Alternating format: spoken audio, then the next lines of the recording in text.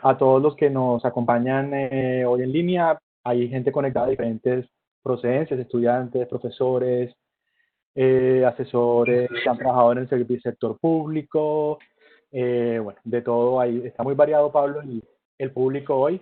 Este es nuestro segundo webinar que tiene que ver con el COVID desde el programa de ciencia política y ya varios de la Universidad Tecnológica de Bolívar. Agradezco inicialmente al Centro de Educación Permanente por toda la logística y por motivarnos a hacer estos encuentros.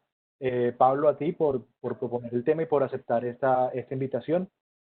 Bueno, para los que no conocen mucho a Pablo, no creo que sean muchos por lo que veo ahí. Bueno, Pablo es politólogo de la Universidad de los Andes, luego hizo una maestría en filosofía en la Universidad Nacional y obtuvo un doctorado en economía de la Universidad de Wittenberg en Alemania.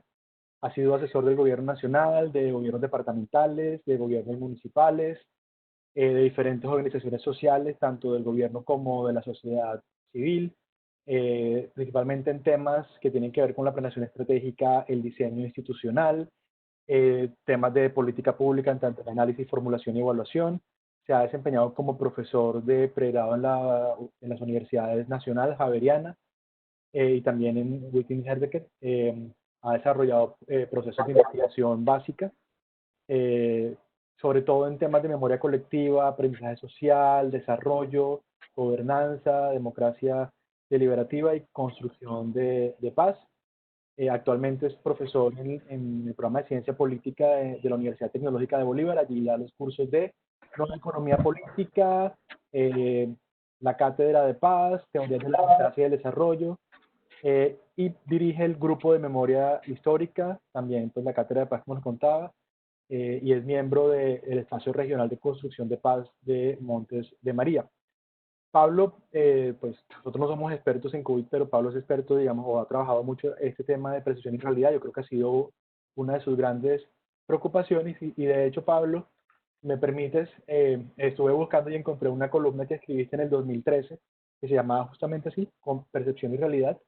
Voy a leer un pedacito para darte el paso y dice: es fácil caer en trampas de percepción porque la mente humana ha sido moldeada por su evolución natural, no para formarse una descripción detallada de la realidad, sino para actuar eficientemente en un mundo extremadamente complejo y cambiante. En otras palabras, en general, es innecesario detenernos y analizar datos provenientes de diversas fuentes para construir una imagen de la realidad más detallada y completa que la de la percepción escueta y parcial que nos es suficiente muchas veces para navegar por nuestra cotidianidad. Pero darnos cuenta que nuestra curiosidad puede trascender a los engaños de los sentidos, pues la duda y la ciencia también hacen parte de nuestras facultades naturales.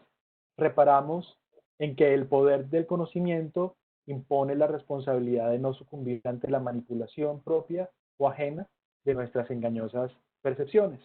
Por ello, la comprensión básica de la información es una competencia ciudadana clave en democracia. Y bueno, y ahí hace Pablo también una defensa un poco de la estadística como uno de esos componentes que debe tener la educación pues de un ciudadano.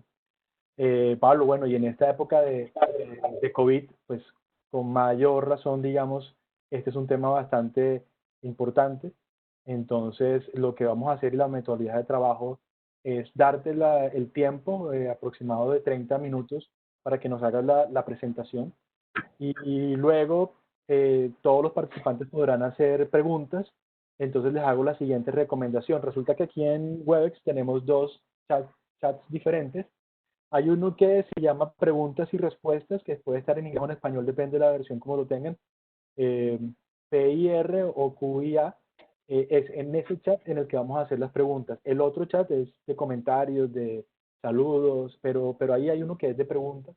Por favor, para que lo tengan presente y ahí poder hacer las preguntas. Entonces vamos a hacer solo preguntas por el chat y al final de la presentación de Pablo, pues nos podemos dedicar a esa conversación con las preguntas. Entonces, Pablo, adelante y muchas gracias nuevamente por participar en este webinar. Gracias, Juan Camilo, y muchas gracias al Centro de Educación Permanente de la Universidad Tecnológica de Bolívar por organizar este webinario. Muchas gracias también a todas y todos los participantes. Bienvenidas y bienvenidos. Voy a intentar compartir una presentación que preparé. Por favor, me indica Juan Camilo si la ven.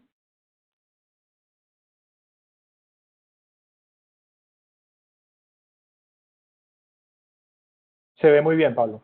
Adelante. Vale, gracias.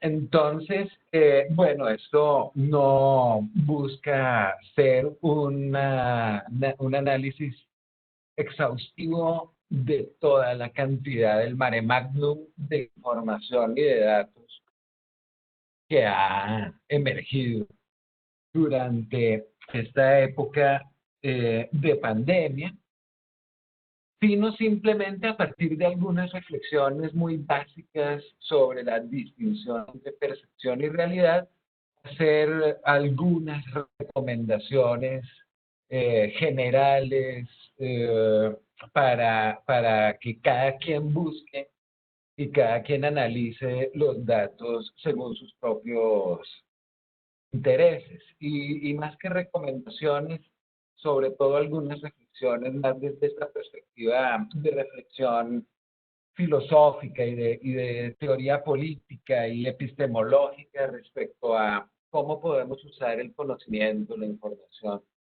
para tomar mejores decisiones, para cuidarnos mejor nosotros mismos y para cuidar mejor a los demás, tanto si estamos pensando en nuestro hogar como si estamos pensando en términos de, de política pública.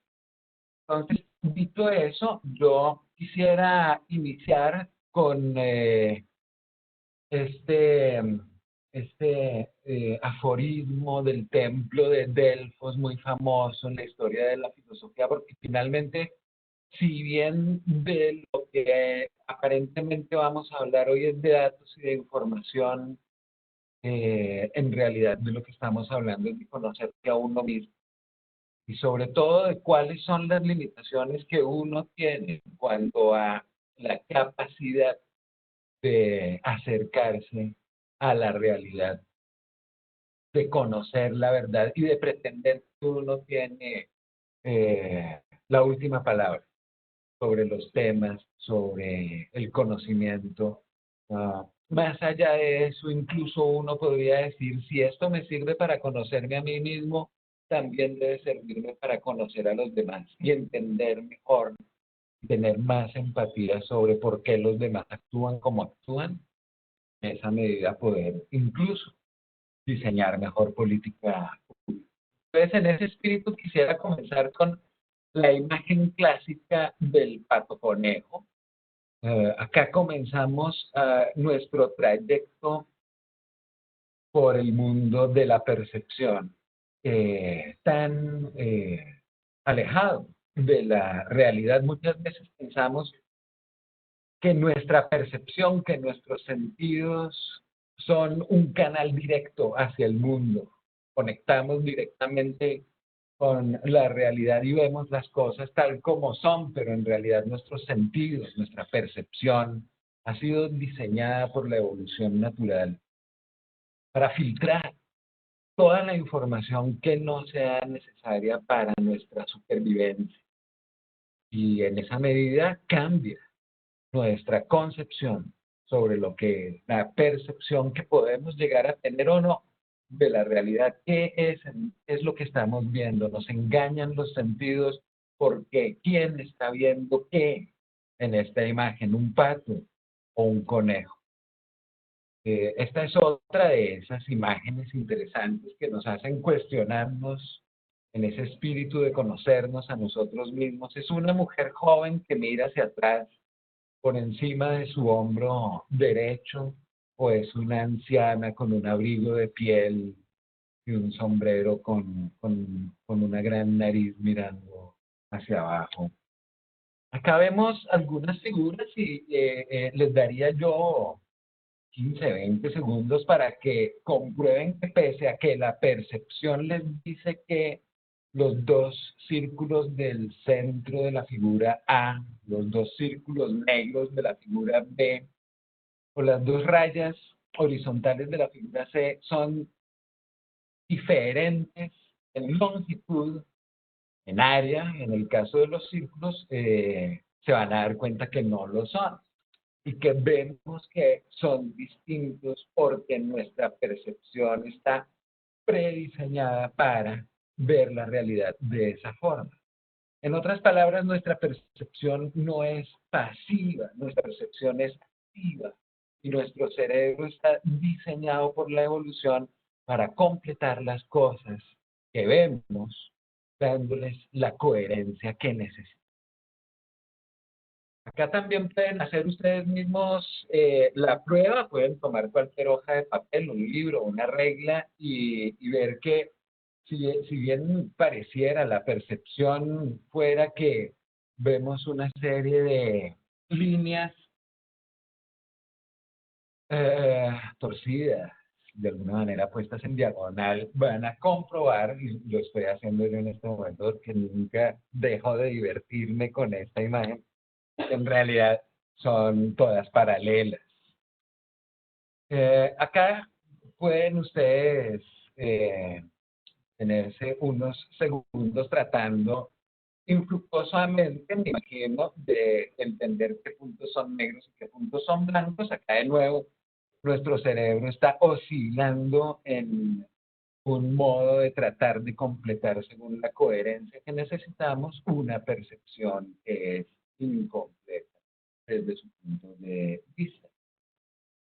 Y terminamos con algunas ilusiones ópticas, que es el recorrido que hemos hecho, todo este mundo de las ilusiones ópticas tan bellamente construido por la neurociencia, la psicología cognitiva, etcétera, para hacernos ver mejor el mundo de nuestra propia conciencia y de nuestra propia mente. Obviamente estos no son bits que llaman, no son imágenes que se están moviendo, vemos que se mueven por efectos de cómo funciona nuestro cerebro y esa distancia entre percepción y realidad. Si bien percibimos movimiento, no hay movimiento.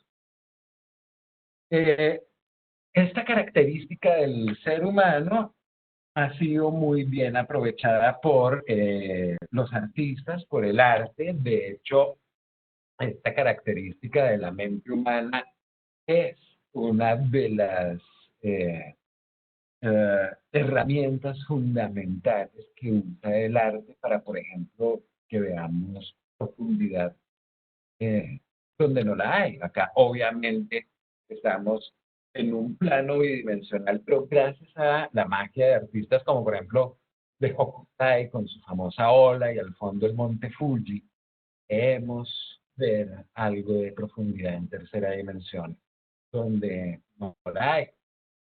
Estos son apenas algunos casos muy impactantes de la diferencia entre percepción y realidad que podemos generalizar en términos de toda la literatura que nos habla de la racionalidad limitada del ser humano versus la racionalidad maximizadora perfecta que alguna vez, hace mucho tiempo, supuso la economía neoclásica.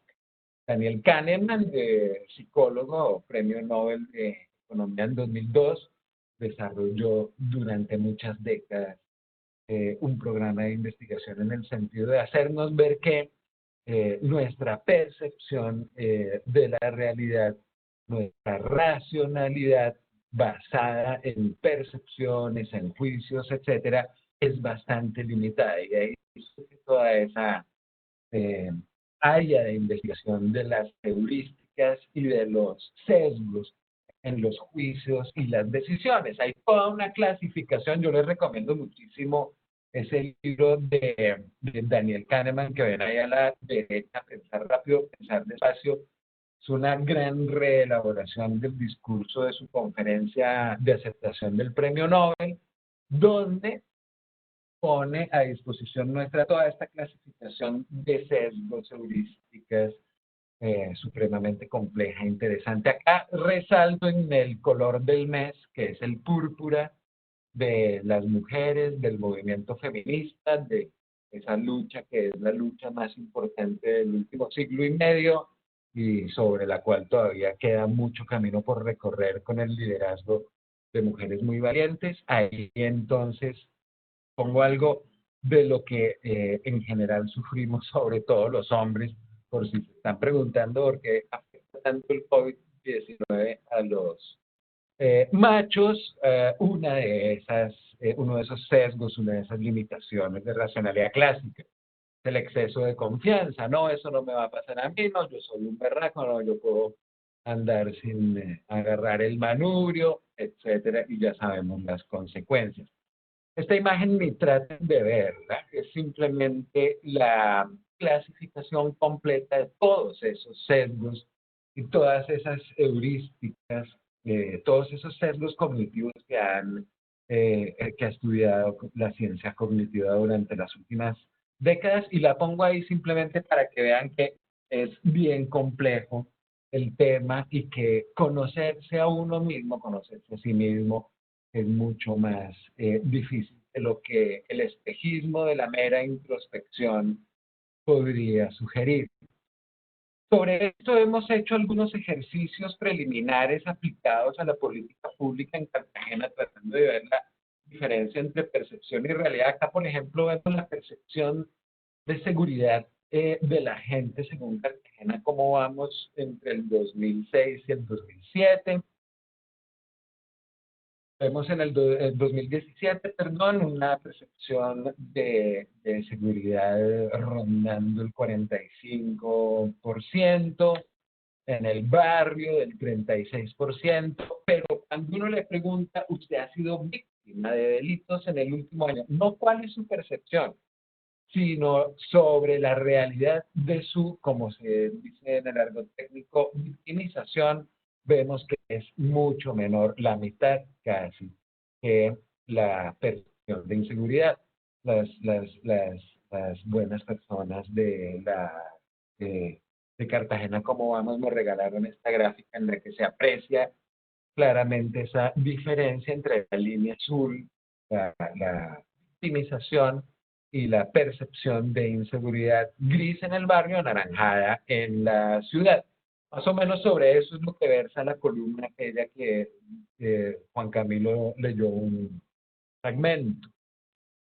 Hay otro sesgo que me parece a mí bien interesante traer a colación dentro de este tema que estamos abordando, que es el del pensamiento mágico y el pensamiento de que más que causalidad hay una intencionalidad en los fenómenos, porque de ahí se van a derivar muchas de las propensiones que tenemos hacia las teorías conspirativas, no solo a elaborarlas, sino sobre todo a creernos.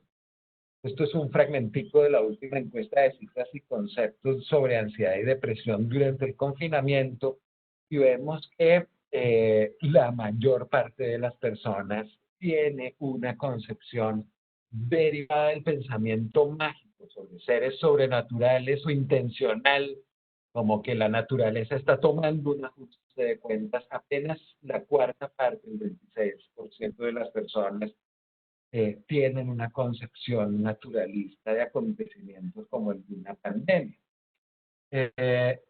Frente a eso, ¿uno qué puede hacer? Acá simplemente les pongo algo que pueden encontrar en exploratorium.edu, 7 punticos que ustedes pueden, si quieren tomarle una foto a la pantalla, utilizar para ayudarle a las demás personas a ver si están enfrentándose a una posible teoría conspirativa que lo que quiere es asustarnos, a esas famosas fake news del mundo de la posverdad. Ahí hay unos tips chéveres de ese maravilloso sitio de internet, exploratorium.edu, que nos dice cómo cuestionar, cómo aplicar el pensamiento crítico, cómo tratar de elevar nuestra razón, nuestra racionalidad frente a esos sesgos en los que a veces caemos por cómo está estructurada nuestra mente. ¿Cuál es la aceleración que se está haciendo? ¿Quién dice eso? ¿Cuál es la evidencia que nos están dando? ¿Cómo se obtuvo esa evidencia? ¿Cómo encaja la aceleración que están queriendo hacernos creer con lo que ya sabemos? Puede haber una explicación alternativa de lo que nos están contando, y esto a quién le importa, qué comunidades de conocimiento o qué tribus ideológicas y políticas querrían tener un interés en estos temas. Y añado, si pueden buscar en internet, muy fácilmente van a encontrar el kit para la detección de la carreta de Carl Sagan, que es uno de mis ídolos de infancia, y recomiendo también que miren para efectos de tener más herramientas para pensar críticamente y creativamente sobre los datos. Gran libro del recientemente fallecido ser maravilloso Hans Rosling, se consigue bajo el título de Factfulness, eh, tanto en inglés como en español. Se consigue ya en librerías en español. Factfulness de Hans Rosling, lo pueden adquirir por internet con mucha facilidad. Con una búsqueda de Google encuentran el kit para la detección de carreta de Carl Sagan. Chévere conversarlo en la casa con la familia, con los hijos y péguenle una pruebita a las 7 herramientas de pensamiento exploratorio. Algunos tips adicionales, que es el mantra que yo les doy a mis estudiantes para que desde el primer semestre repitan 15 veces antes de acostarse, desde primer semestre hasta que terminen la tesis. Correlación no es causalidad. Correlación no es causalidad. Que yo vea que hay dos variables que están siendo correlacionadas estadísticamente en un estudio o en una nota periodística, como esta, que es súper asustadora. Hombres con calvicie serían más propensos a ser hospitalizados por COVID-19. Pensemos, correlación no es causalidad. A lo mejor, como muestra el diagrama de abajo, la calvicie y la hospitalización pueden ser factores X y Y que provienen quizás de una misma causa, quizás no tienen en absoluto ni siquiera ninguna relación causal entre ellos. Entonces, siempre preguntemos cuando nos presentan estadísticas, ¿cuál es el mecanismo, la conexión causal que puede estar detrás de alguna correlación que quieran hacernos creer? Obviamente aquí entra en juego, en mi caso, otro sesgo famoso que es el pensamiento desiderativo, lo que en inglés llaman wishful thinking, y es que yo no quiero que eso sea una relación causal. Yo espero que esa relación entre calvicie y propensión a enfermarse por COVID-19 sea una correlación espuria, como la llamamos en estadística. Entonces, correlación no es causalidad. 15 veces todas las noches es la dosis recomendada de este mantra para los estudiantes. Esta gráfica muestra el número de casos desde un punto de vista estático y desde un punto de vista dinámico. Esto nos ayuda a ver algo adicional, y es que los datos no hablan nunca por sí mismos. Los datos no hablan nunca por sí solos. Cada vez que ustedes escuchen a alguien decir, miren los datos hablan por sí mismos, los datos hablan por sí solos, díganle, no, los datos son los datos. Hay la otra cara de la moneda que la leí hoy, creo que en el Universal es,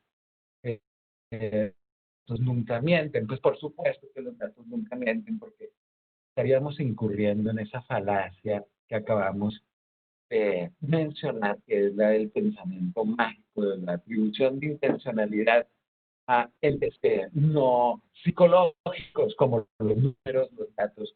No tienen la intención de mentir, pero tampoco hablan por sí solos. Dependiendo de cómo los presentemos, también van a ofrecernos una percepción distinta de la realidad. Los datos no son la panacea. No hay panacea. No hay posibilidad de lograr certidumbre plena nunca sobre la realidad. Los datos, el pensamiento crítico, la metodología científica, la razón, el uso limitado de la racionalidad nos acerca a la realidad. En la medida en que sepamos interpretarlos y interpretar evidencia y ser críticamente pensantes nos va a acercar cada vez más y mejor a la realidad. Pero ese ejercicio de que hable, ese ejercicio, por el contrario, de que mienta un dato, lo hace cada quien. Y hace parte de la responsabilidad que cada quien tiene como miembro de una comunidad deliberativa política a la que pertenece. Acá entonces vemos claramente cómo ver de una manera unos datos y ver de otra manera los mismos o datos similares nos dice cosas distintas sobre una situación que podemos estar viviendo. En este caso sí nos muestra lo mismo Bogotá en primer lugar. No hemos escuchado que intervenir sobre Bogotá, pero sí tiene el mayor número de casos. Cartagena, segundo lugar, con unas dinámicas diferenciadas bien interesantes en estas tendencias que estamos dando acá, por ejemplo, esta dinámica entre Cali y Cartagena. Yo no he podido darme cuenta tampoco en las noticias, pero que el gobierno nacional está dándole órdenes al alcalde de Cartagena, pero, pero bueno, esto es dos formas distintas de ver. eh, Otra cosa que les quería mencionar hoy que es importante es ver la diferencia entre número y tasa. Acá, por ejemplo, vemos el número de casos de COVID-19 en el Pozón, es lo que estaba presentando el otro día el alcalde de Cartagena en su tablero de control, lo cual ha llevado a muchas personas a decir hay que intervenir en el Pozón, hay una indisciplina que se deriva del tipo de personas que viven en el Pozón. Ahí probablemente estemos también incurriendo en aquellos sesgos y heurísticas que nos ha legado la evolución de nuestra mente, pero que también nos llenan de prejuicios y de estereotipos.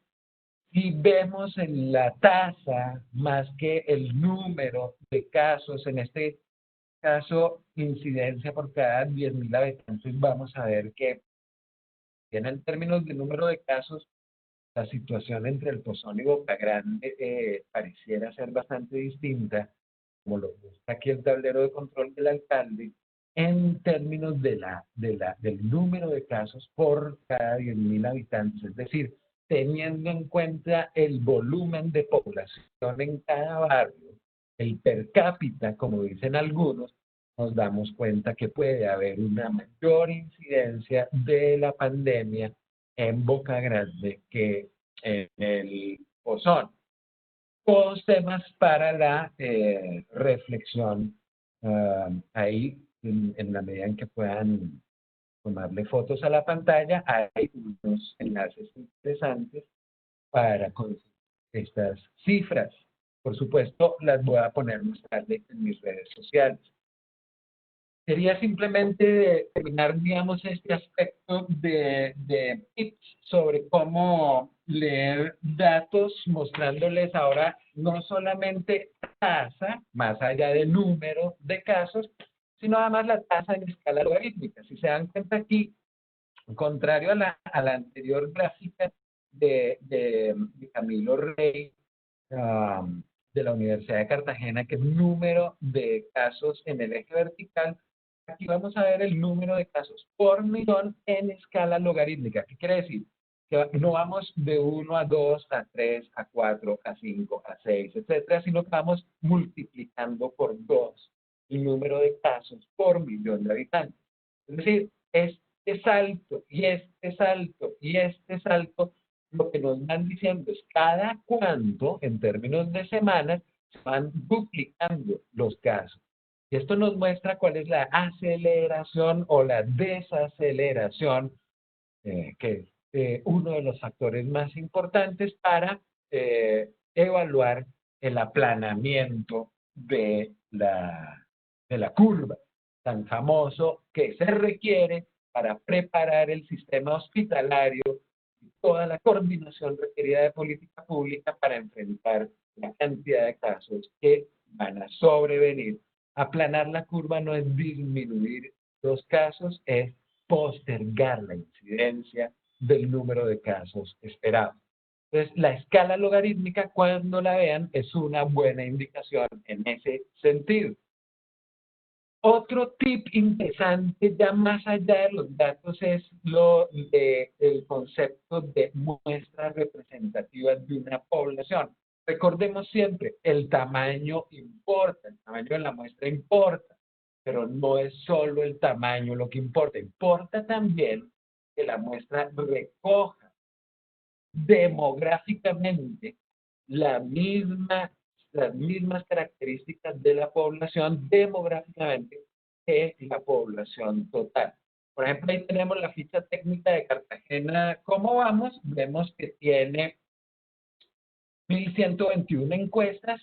Si está bien hecha en términos de que la demografía de la muestra refleje la demografía de la población, eso es una muestra representativa. Por el contrario, pese a que Cuidémonos puede ser una app muy interesante, no queda claro que las 35.000 personas que la hayan bajado nos permitan construir una muestra representativa del comportamiento ciudadano en toda Cartagena si esas personas no son demográficamente representativas de la demografía de Cartagena. ¿Qué tal, por ejemplo, que fueran solo 35.000 mujeres?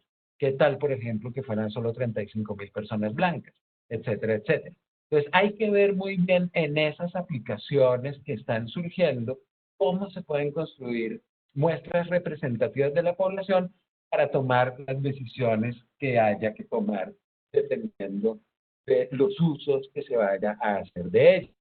También, por supuesto, hay que tener mucho cuidado cuando a través de tecnologías como apps que se pueden bajar solo en algunos teléfonos y que algunas personas no tienen, o algunas personas tenemos el teléfono un poquito colapsado, o personas que no tienen internet, podemos estar exacerbando algunas injusticias o desigualdades estructurales históricas de la ciudad mediante una buena intención como la que. Entonces, tiene que hacerse con mucho cuidado y siempre tengamos en mente eso, es que una muestra representativa no es solamente por el tamaño, sino también por la forma en la que calca demográficamente la población de la cual pretende ser representativa. Y si no es representativa, es muy difícil tomar decisiones sobre su base. El contexto, otra cosa fundamental cuando estamos leyendo datos. El Universal, la carátula del martes, triste, 100 personas habían muerto hasta el día de ayer. De acá sí podemos ver una tragedia en medio de una tragedia. 81 de las personas sufren muertas, fallecidas, 81 de esas personas, o sea, el 81%, sufren de enfermedades crónicas. Hipertensión, diabetes, enfermedades muy relacionadas con la alimentación, el exceso de grasas, el exceso de harinas refinadas, el exceso de azúcar refinada, la sal, exceso de sal, exceso de alcohol, cigarrillo, vida sedentaria y por supuesto eso que nos causa las bucetas cuando pasan picando y sonando sus sirenitas, todo este estrés que se vive por la falta de cultura ciudadana, es muy probable que esté causando una tragedia en medio de una tragedia histórica, estructural. Lo mismo se llamaba Wilson Castañeda. De los 232 nuevos contagios que se anunciaron el 25 de mayo, 155 son de la cárcel. Tenemos que tener cuidado con el arte de preguntarse por el contexto cuando estamos mirando números. Lo mismo respecto a esa encuesta que vemos aquí abajo de la última encuesta de percepción ciudadana de Cartagena. ¿Cómo vamos en el sentido de decimos vamos a hacer teletrabajo, guárdense en las casas? El que no se guarde dentro de la casa es a lo mejor porque no le funciona el abanico, porque no tiene buen internet, porque no hay agua con que lavarse las manos, que es la primera recomendación. Es decir, hay todo un análisis de contexto fundamental que tenemos que hacer cuando interpretamos unos datos. Pueden estar llamándonos a una confusión entre percepción y realidad.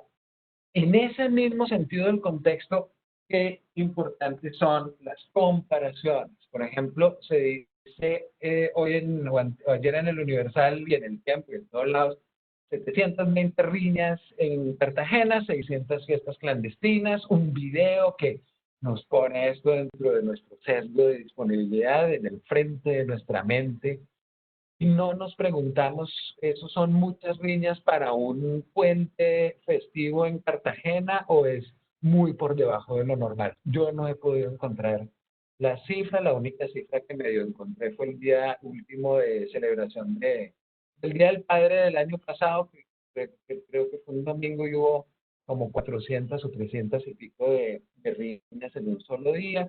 Entonces, pues yo no sabría muy bien, es mucho, es poco, respecto a qué, en qué tiempo, en qué momento me están dando esta información para comparar con qué, o es algo que se me pone frente a mi mente, percibo como una realidad, pero que a lo mejor no es la realidad plena, completa.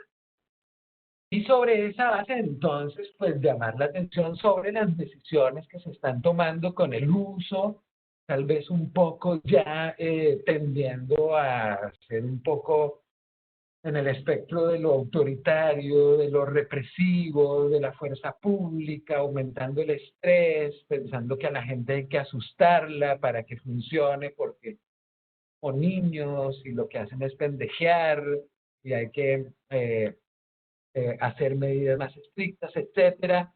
Puede ser que estemos trabajando más en términos de estereotipos y prejuicios e información incompleta y quizás produciendo decisiones de política pública que se apuntan más a la percepción que tenemos nosotros como gobernantes que a la realidad de una población que deberíamos considerar también es la mitad de la ciudad hace parte de una economía informal y eso no significa que simplemente no tengan contratos de laborales, EPS, seguridad social, etcétera, o que no tengan el negocio registrado en Cámara de Comercio porque son carretilleros, sino que además implica un día a día muy complicado en el que se tienen que estar tejiendo relaciones sociales de confianza, etcétera, que implican que la vida social es muy importante. Entonces, todas esas características de contexto, de comparaciones, de la representatividad de las muestras, etcétera, deberían informarnos mejor sobre cómo leer los datos para acercarnos más a la realidad que a nuestra percepción, que a nuestros sesgos, cuando tomamos decisiones sobre cómo cuidarnos, cómo cuidar a nuestras familias y, por supuesto, cómo cuidar a una ciudad desde la política pública.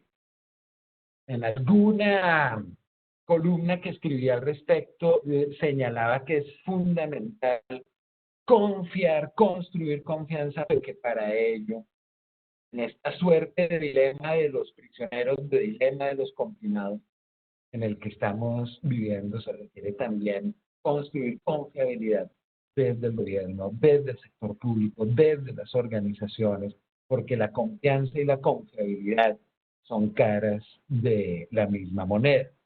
Por supuesto, acá vemos en la, de nuevo, última encuesta de percepción ciudadana de Cartagena, cómo vamos los niveles. Quizás de confiabilidad es la imagen favorable o desfavorable, por ejemplo, de la policía o de la alcaldía. No es tan alta la imagen favorable como uno quisiera que fuera, sobre todo cuando se busca soluciones de política pública frente a situaciones como la que estamos viviendo. Una última palabra, hemos hablado de los datos que nos hablan sobre la realidad que estamos viviendo, también están surgiendo muchos datos sobre modelos que nos dicen cuál es la realidad que podríamos llegar a estar viviendo si se adoptan tales o cuales medidas y si llega a pasar tal o cual cosa. Hay modelos de muchos tipos distintos dependiendo de las metodologías, de los enfoques teóricos, etcétera. simplemente quiero llamar acá a asterisco, llamar atención a esta gran compatriota Zulma Kukunuwa, que trabaja en el King College, que nos dice, oiga, cuando vean un modelo que dice data driven, que no está tomando datos de la realidad biológica, sino que se nutre de sus propios datos, tengan cuidado cuando lo vean. Los modelos, hay múltiples modelos, hay que analizarlos también con pinzas. Y uno de esos factores fundamentales que yo creo que es bien importante para tomar decisiones, tanto de política pública como sobre el comportamiento de uno mismo, es el factor de reproducción, el famoso RO, que está basado en ese DOTS llamada asterisco. ¿Cuál es la duración del virus en mi persona? ¿Qué oportunidad tendrá ese virus de pasar de mi persona a otra persona? ¿Cuál es la probabilidad de que yo le transmita a otra persona este virus? ¿Cuál es la susceptibilidad de la otra persona de enfermarse por el virus que yo le transmití? Y me parece bien interesante pararle muchas bolas a este dato del factor de reproducción, porque es muy variable en el contexto, varía muchísimo. Por ejemplo, ahí vemos el caso de la gente que se unió a cantar en un coro y 87% de las personas terminaron infectadas por una sola persona. Entonces, uno puede decir, oiga, pero si el factor R del coronavirus está entre 1.5 y 2.5 personas infectadas por cada persona que lo pueda tener, aun cuando no tenga síntomas. Entonces, ¿esto por qué pasa? Bueno, porque depende del contexto. Y por eso acá pongo esta figura.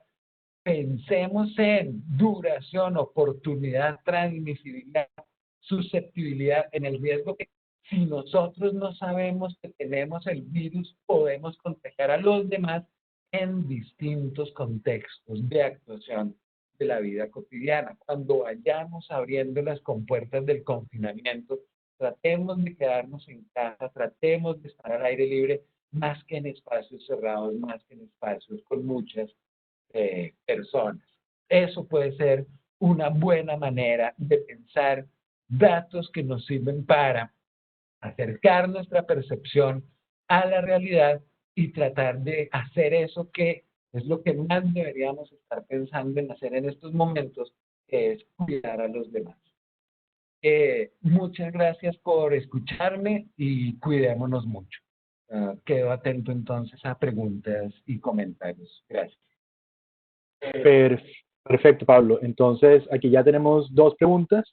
Recuerden que ahí tenemos el chat de preguntas y respuestas para que las puedan ir formulando. Entonces, arranco por la pregunta de Adriana Puerta, que dice, ¿cuál podría ser una alternativa? Que entiendo que esto lo hizo cuando estaba comparando el app de la alcaldía y digamos, con la encuesta de Cartagena, cómo vamos y digamos la muestra, la calidad de la muestra. Entonces, teniendo en cuenta que esta es una situación muy cambiante y los estudios estadísticos que cumplen con ser representativos no suelen ser rápidos y además suelen ser costosos. Entonces, pregunta cuál podría ser la alternativa.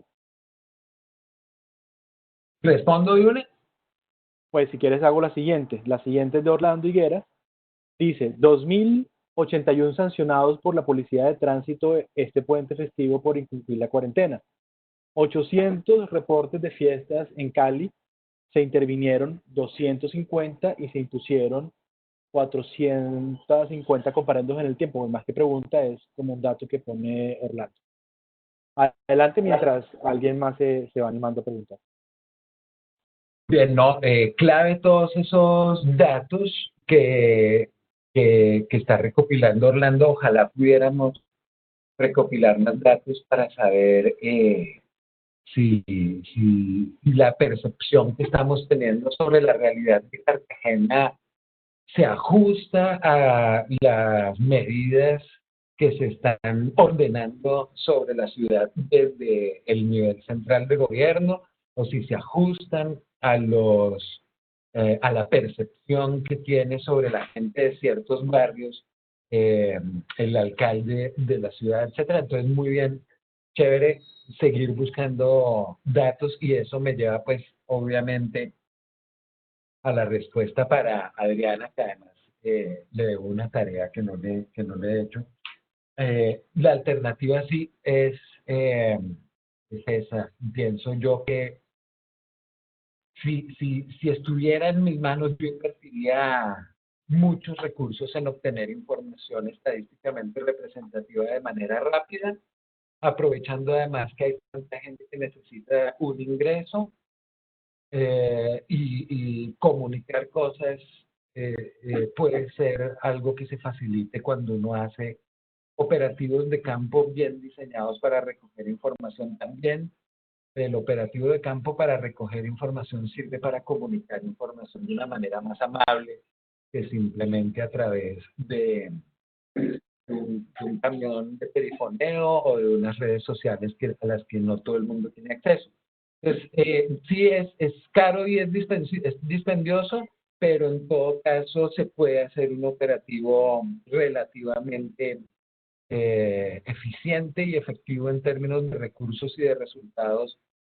Yo pensaría que uno en situaciones como estas tendría que tener diseñados planes para recoger información de manera activa y no depender de fuentes de información pasivas, eh, como por ejemplo puede estar configurando la app y otros mecanismos de toma de información.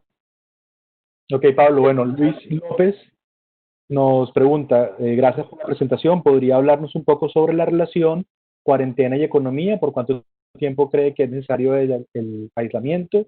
¿Y cuál cree que puede ser el resultado a, digamos, corto, mediano y largo plazo para la economía de la ciudad? Ahí hay una discusión tremenda, y una discusión que a veces es dolorosa y hay que tener mucho cuidado en los términos como uno lo pone. Por ahí hubo alguien en Twitter que dijo, yo prefiero sacrificar ahora 5.000 personas que luego... No, no se trata de una dicotomía que podamos poner en esos términos. Yo creo que el compromiso que tenemos es el de cuidarnos entre todos y entender que la economía también es salud, que la economía también nos habla de vidas, tanto como el detener un poco la actividad económica.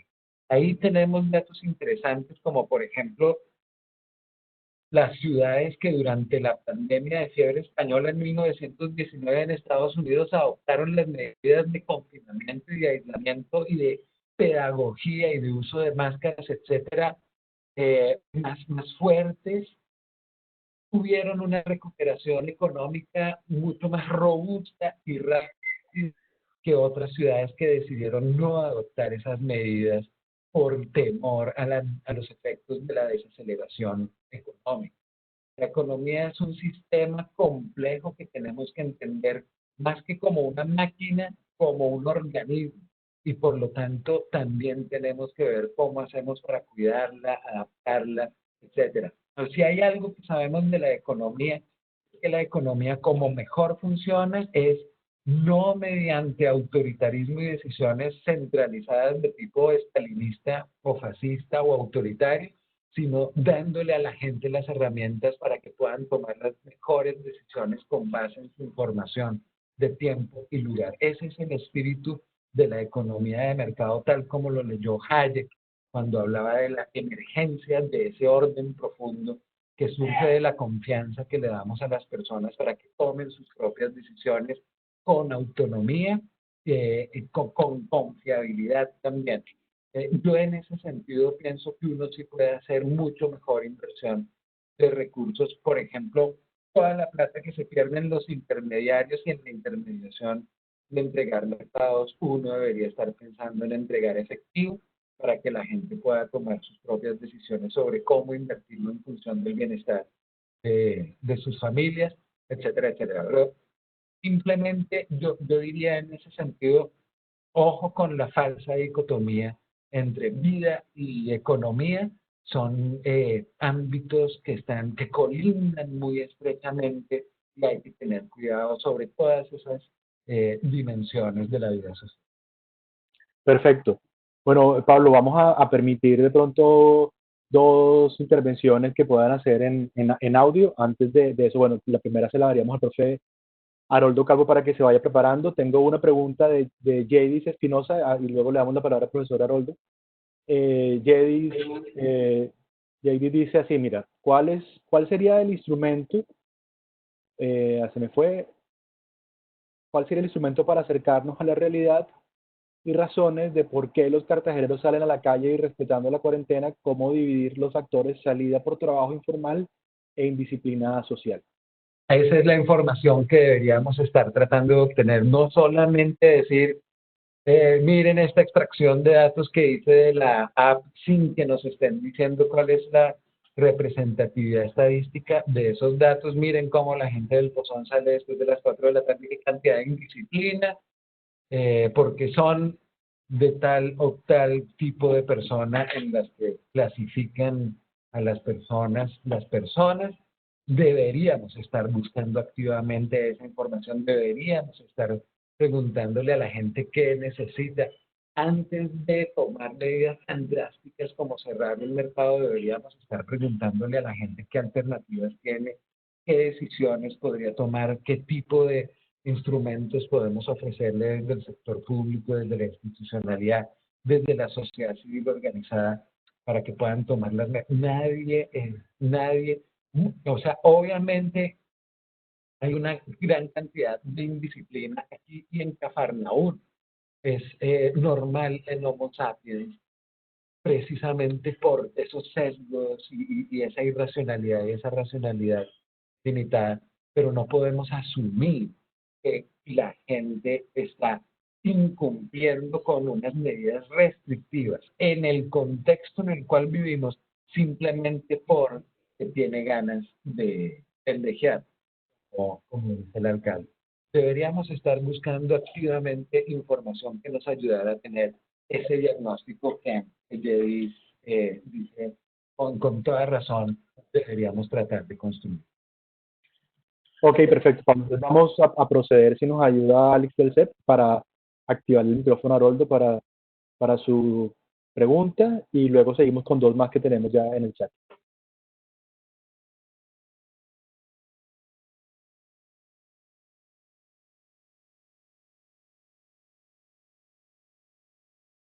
¿Me escucha? Perfecto. Dale, Haroldo, adelante. Gracias, buenas tardes. Hola, Haroldo. Gracias, Juan Camilo. Pablo, muy interesante tu presentación. Me pareció, aprendí mucho y me pareció muy interesante. Yo quería hacer un comentario a propósito de algo que has mencionado un par de veces o 3 veces, que es el tema de los sesgos. Sobre todo con relación a la primera parte de tu presentación. La apreciación o la objetividad con que uno puede interpretar la información, como tú lo presentaste, depende también de que introduzcamos, digamos, en tu análisis el tema del sesgo de confirmación, es decir, la idea o la noción de que la gente tiende, cuando tiene el sesgo de confirmación, tiende, la primera víctima de los sesgos de confirmación es la ecuanimidad, porque consiste precisamente en que la persona solo acepta, asimila, recibe aquellas cosas que calzan con sus creencias, aquella información que calza con sus creencias. El ejemplo obvio en estos momentos es cuando uno conversa con personas informadas, por ejemplo, sobre la gestión del gobierno ante esta emergencia, y particularmente la gestión del gobierno central del presidente Duque. Y observa uno que no hay, que con frecuencia carecemos de opiniones ecuánimes, de que esto está bien, esto está mal. No, hay una cosa, un velo en mucha gente que le impide aceptar defectos en un gobierno que apoya, con el cual está de acuerdo, y me parece que eso no es bueno para la civilidad, para la discusión civilizada de las cosas. Quería simplemente decir eso, y muchas gracias por tu muy interesante presentación, Pablo. Gracias, Haroldo, y completamente de acuerdo. Este tema como para todo un semestre de conversaciones en torno a cada uno de esos sesgos que aparecen en ese gran mapa construido durante todas esas décadas de investigación, y por supuesto que de los más relevantes hoy por hoy es el sesgo de confirmación, el excluir toda evidencia que me ponga a dudar sobre la coherencia de mis convicciones, que además añade muchísimo al tribalismo que estamos viviendo en el mundo de la política, no solamente aquí en Colombia, sino a nivel mundial. Ante eso y ante toda esa cantidad de limitaciones de la racionalidad y de la reflexión, sí es bien importante hacer énfasis en la democracia y la deliberación democrática y el favorecer la reflexión pública por encima de la imposición de percepciones y la imposición de medidas desde uno u otro nivel de gobierno. Tendemos a pensar la democracia simplemente desde el punto de vista que es un imperativo moral que todos, por ser iguales, tenemos el mismo derecho a un voto, a tener el mismo poder en la toma de decisiones, pero la democracia también obedece a un imperativo epistémico, y es que entre más personas con buena información estén participando en un proceso de toma de decisiones, más efectivo, más verdadero, más certero, más justo va a ser el resultado de ese proceso de toma de decisiones. En últimas, frente a esos sesgos y a ese tribalismo y a ese autoritarismo, en lo que hay que confiar es en las personas, en la democracia, en la deliberación. El ejercicio, pienso yo, fundamental, el gran riesgo que hay que atreverse a tomar en la Colombia de hoy, pese hacia donde nos quieren llevar siempre nuestras entrañas después de 50 años como mínimo de conflicto y de lucha armada y de violencia, es por fin confiar en la confianza. Perfecto, Pablo. Tenemos dos preguntas en el chat. Hay una de Juan David Parra que dice, no te fíes, entre comillas, no te fíes en quién lo dice, sino qué dice y cómo lo justifica. ¿Hasta qué punto este es un buen consejo para analizar opiniones de políticos? Y antes de que comentes esa parte, tenemos otra ya de Kenneth, por aquí se me perdió, Kenneth Jiménez, que dice, la manera en cómo nos muestran los datos del COVID en esos tiempos de pandemia y las decisiones provenientes de estos pueden ser un mecanismo de control de aquellos que poseen poder. Listo, adelante, Pablo. Bueno, que Kenneth es politólogo. Y con alguna lectura Foucaultiana, pero buenamente Foucaultiana. Por ahí voy a comenzar con Juan David. Hola Juan David, gracias por la pregunta. En efecto, debería uno no fijarse tanto en quién dice las cosas, sino en qué es lo que se está diciendo y cómo se justifica, cómo se soporta, cómo se sustenta lo que se está diciendo. En todo caso, es difícil, como con el sesgo que menciona Haroldo de confirmación, es difícil también que la gente abandone los sesgos, por ejemplo, de disponibilidad, de autoridad, un sesgo que es terrible, que es el de identidad, que es que como nosotros los de aquí somos así, entonces los de aquí somos así nosotros, que genera todos estos tribalismos, etcétera.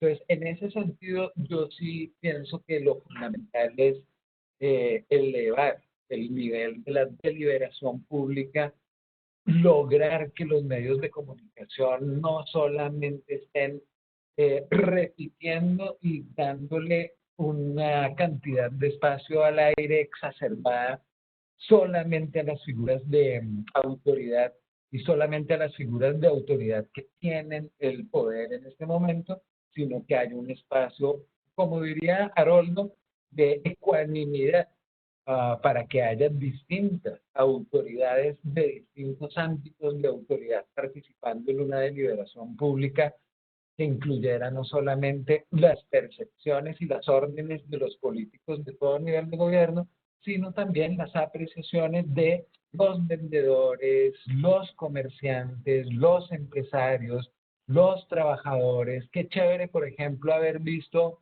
en Otro Mundo Posible al presidente hablando sobre la posibilidad de medidas de confinamiento, no solamente rodeados de los presidentes de los principales gremios empresariales, sino también de madres cabeza de hogar, de directores de sindicatos, de campesinos, etcétera. Y a eso es que nos referimos cuando hablamos de confiar en la confianza y de que este es un momento para construir acuerdos y construir consensos y no un momento para profundizar estereotipos y profundizar rencillas. Y en esa medida, lo único que yo le diría a Kenneth es que hay que tener cuidado ahí con la intencionalidad, de nuevo, ese pensamiento de atribución intencional a sistemas complejos, que puede colindar con una herencia que tenemos de pensamiento mágico de nuestros antepasados, y es que no necesariamente el hecho de que nos esté llegando la información presentada de cierta forma implica la intención de que alguien tenga de controlarnos de cierta forma. Ahí hay que darle curso también a la confianza y también a la comprensión profunda de la infinita complejidad de los sistemas sociales, que hace que la intencionalidad de control siempre sea muy limitada. Es otra de las razones por las cuales en general, aun cuando hay brujas, bueno, ¿qué digo? Perdón, aun cuando hay conspiraciones, en general las teorías de la conspiración son falsas. Yo diría eso por ahí. Perfecto, bueno, Pablo, ya. Bueno, aquí hay una última de Julio Bermúdez. Vamos a ver cómo generar coordinación y refuerzo en una administración sin recursos futuros. Cómo generar participación de los más vulnerables. En qué condiciones, si en condiciones normales no hay intenciones de buena gobernanza, importante esta relación de pobreza y nutrición. Hace como varios comentarios y preguntas.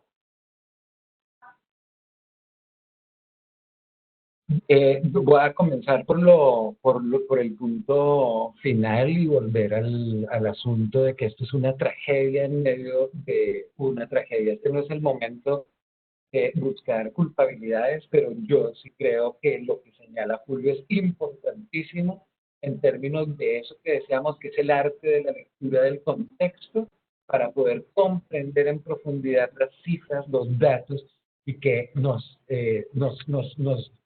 desplacen de una percepción probablemente errada hacia una mayor comprensión de la realidad. La pobreza, la desigualdad, la miseria, la desatención, la injusticia que ha reinado en Cartagena desde siempre y sobre todo durante las últimas décadas en las que se ha enquistado unas estructuras políticas que han robado los recursos del bienestar de la población, han implicado que seamos una población, una ciudad tremendamente vulnerable frente a un fenómeno de epidemia como el que estamos viviendo.